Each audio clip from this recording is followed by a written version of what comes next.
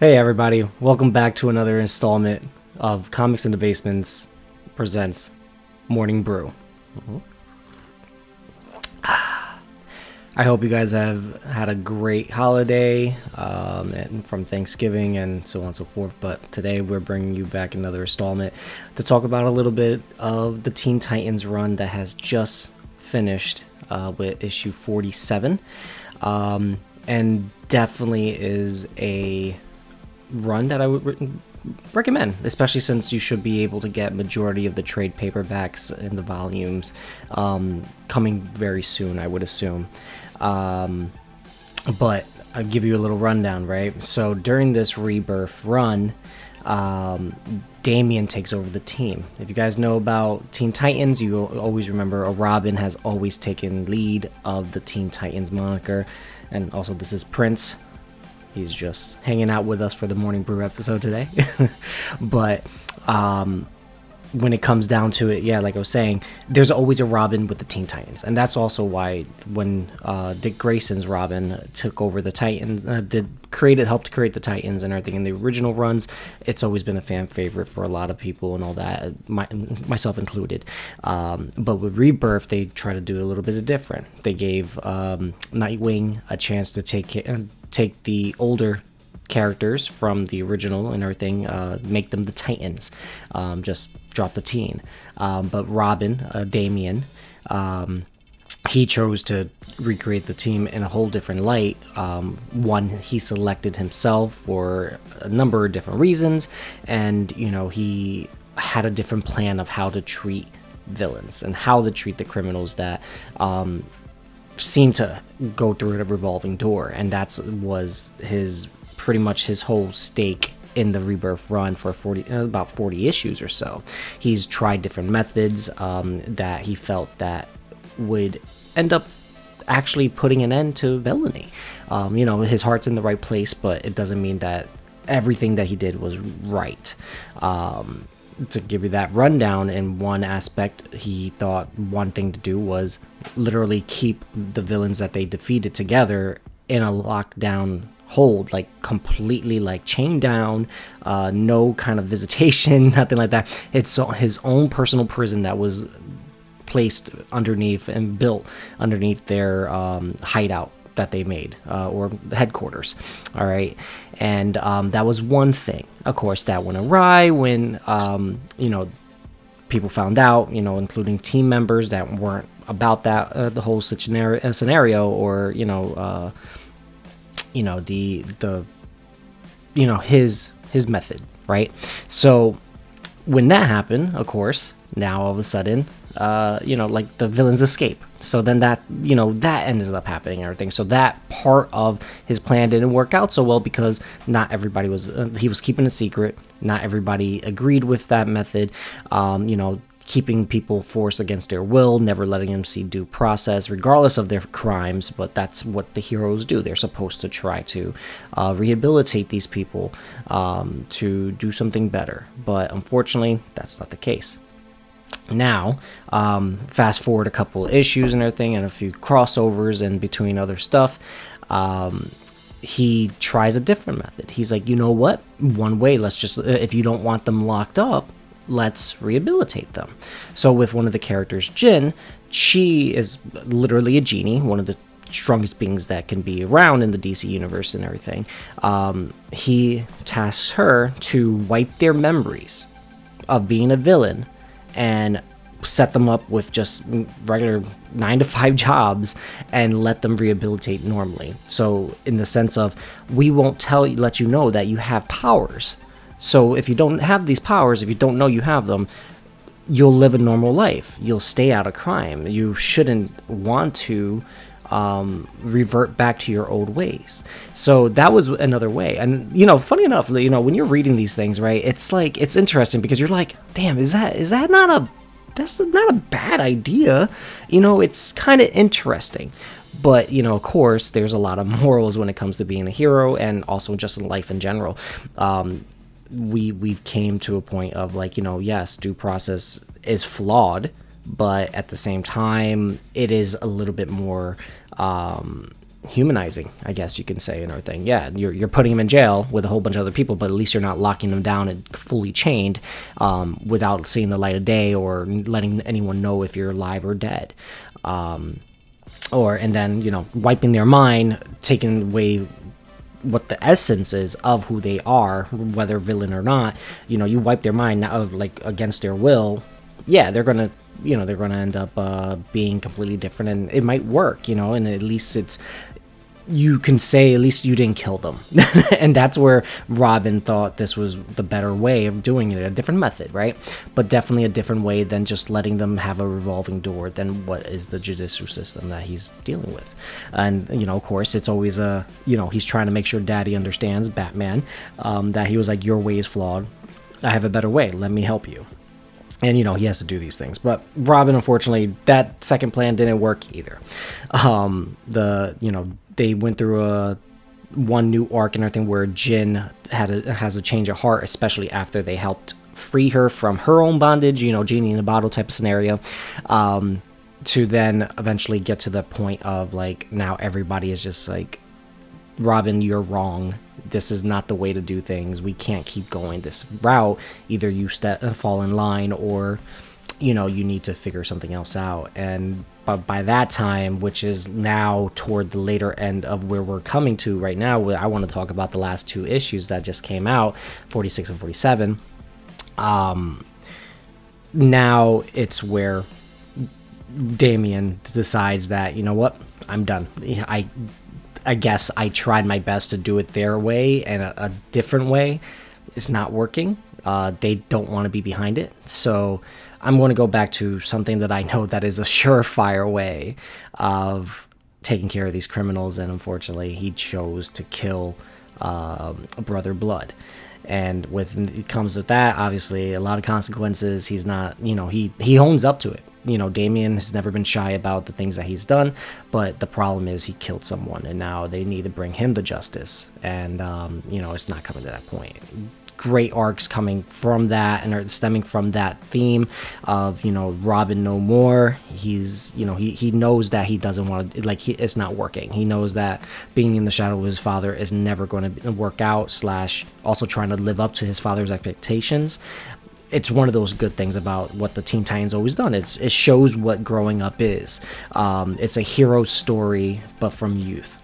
Some of these, most heroes that we know and love and everything, they started in their late 20s or something along those lines. They trained most of their lives, and, you know, they got to grow and learn from their experiences, and, you know, not to say that their choices are any better as an adult, but it's also, you know, their adult choices they have to live with it. Now, when it comes to Damian, it's like, all right, he's still a teen. He is not going to be able to do a lot of things. And, you know, now he's like, is he tainting his soul, you know, or something along those lines? Take a second, take a nice swig of the brew. We're talking about brew stuff, by the way. So the term brew can be anything from the morning or evening brews. So we'll let you guys decide, or technically we'll just start doing 2 different sets. But that's a nice little intermission moment right now. Hold on. Oh. I love these coffees that I get, and the French press it up, guys. I'm just saying. Anyway, when it comes now to this point, there's that full arc that's prior these issues that is called pretty much the end of Robin. So he chooses to not follow along in the same mold. He now decides to quit, you know, the Teen Titans and quit being Robin in general. He's just over it. He's fed up. You know, Bruce can't even do anything about it, because especially after the whole events, as you guys probably already know from Tom King's run, Alfred is dead and he was killed right in front of Damian. So big traumatic moment, big moment that really has changed Robin from that point forward. So moving into that whole point, once he leaves, the rest of the Titans feel that it's their right, it's their, you know, it's their responsibility to fix what they broke, which was, you know, first they sent a whole bunch of, like, you know, villains into the mix and everything, sent them out and everything. Now their memories are back, so they're back in doing villainy. So now, one by one, they're finding the villains that they wronged, in the sense, in this case, and captured them, made sure that they at least went to jail for the reason that they're supposed to, like regular jail. One by one, they're trying to do their best. Again, their teamwork is getting better from like relying on the fact that these 4 trust each other, from Red Arrow, Kid Flash, Roundhouse, and Crush. Again, you'll get to, like, they are the leads throughout the whole series. So when you guys do start reading the whole Teen Titans run for Rebirth, it's worth it. And these characters are fun to read. You know, you might get a little taste of Red Arrow from Green Arrow's run for the early Rebirth. That's where she kind of gets introduced a lot more. Kid Flash, obviously Flash. Roundhouse and Crush, they're mainly from the Teen Titans title. So they really get a nice little center stage from this title. But when it comes to 46 and 47, now they're trying to make amends. Little by little, they're trying to do all these kind of things. And also, they're trying to find Robin. That's the main goal. The main goal is that they want to find their friend, but they also kind of want to bring him to justice too, or at least make him accountable for what he's done. Because nothing can bring him back from, you know, his own crime. He killed a supervillain. Whether he deserved it or not, that's not what heroes do. And so with that, the team ends up following a whole bunch of random clues. Like Damian's practically toying with him. He's showing why he's one of the most like, you know, dangerous people in the world. You know, like he might be just a Robin to some, but he was trained by the League of Assassins. Then he was trained by his father, and you know, he was trained since the moment he was like 7 years old. It's the moment he could carry a sword practically. So this kid knows what he's doing. He's been doing it for way too long. And when it comes down to it, you know, he's trying to prove a point. He's also trying to like tell him, he was like, all right, if you want to clean up my mess, I'll give you some help. I'll give you these little leads that I planted with Red Hood. And Red Hood even knows, he was like, this is just a distraction. You're never going to find him, or you're not going to find him this way. And for the long side, that's what it kind of comes down to. Little by little, every little moment keeps on happening. Even Superboy kind of joined the gang for an issue and a half, because he wanted to find his friend and see what happened and if he's okay. But you know, Damian also showed him that he was like, nope, you're not going to do anything. Just go home, go to the future, do whatever the hell you got to do, John. So that was a nice little nod to their friendship and the Super Sons storyline. Now with them trying to get the last bits of the, you know, the villains that they've, like, you know, they captured and all that kind of stuff, and then escaped, you know, they have the moment of, okay, one villain got the better of them, but they finished it together.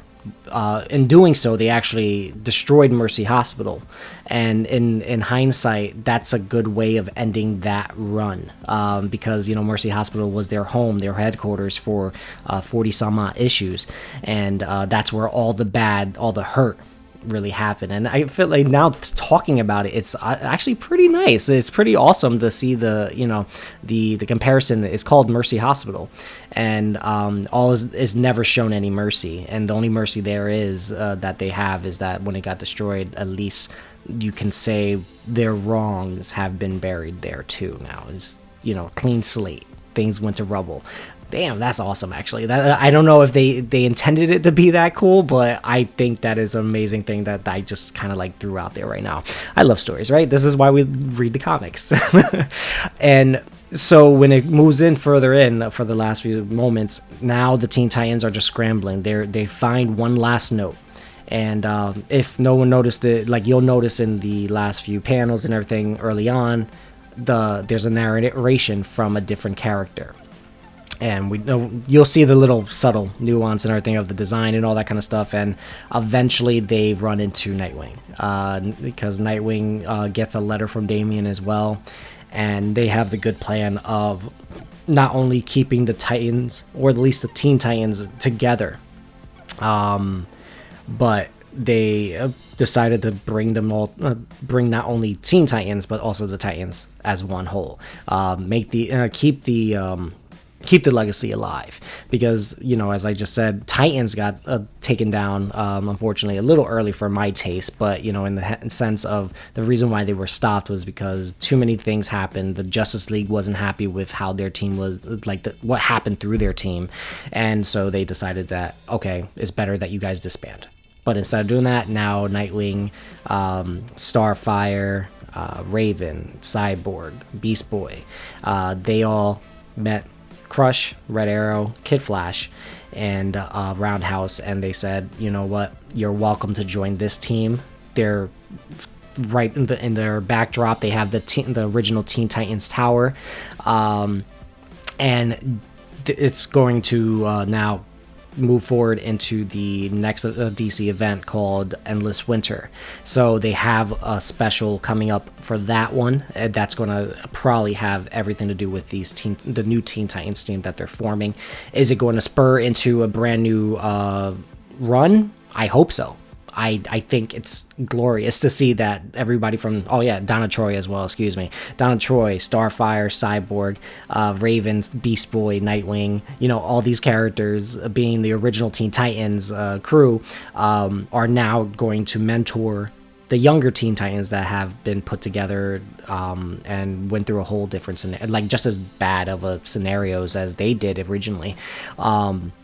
And it's pretty cool. I think it's going to be a fun way to do it in, because Nightwing is very different from Damian, and he's been doing this, he's experienced, but at the same time, there's a lot that can go on, and there's a lot of history there.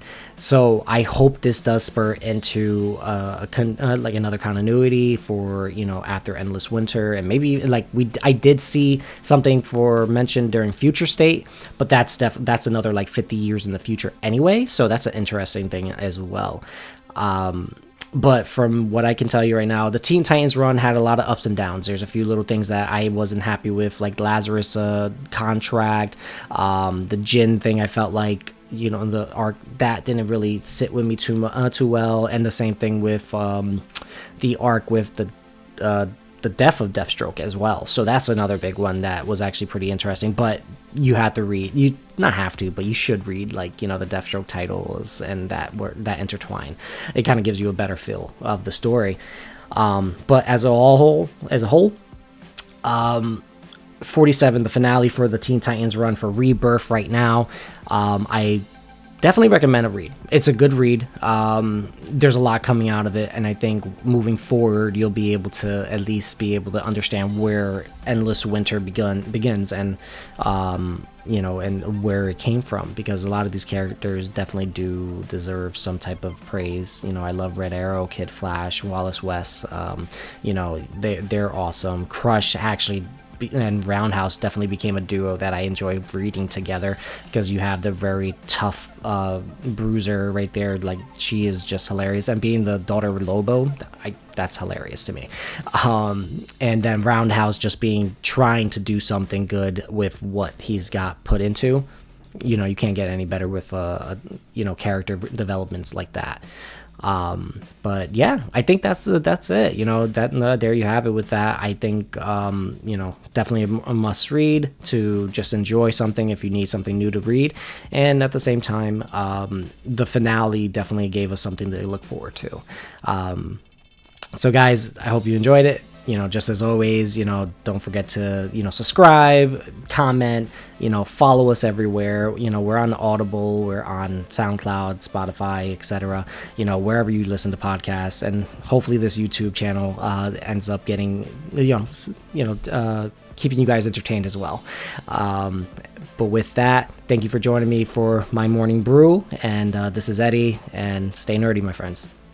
Peace.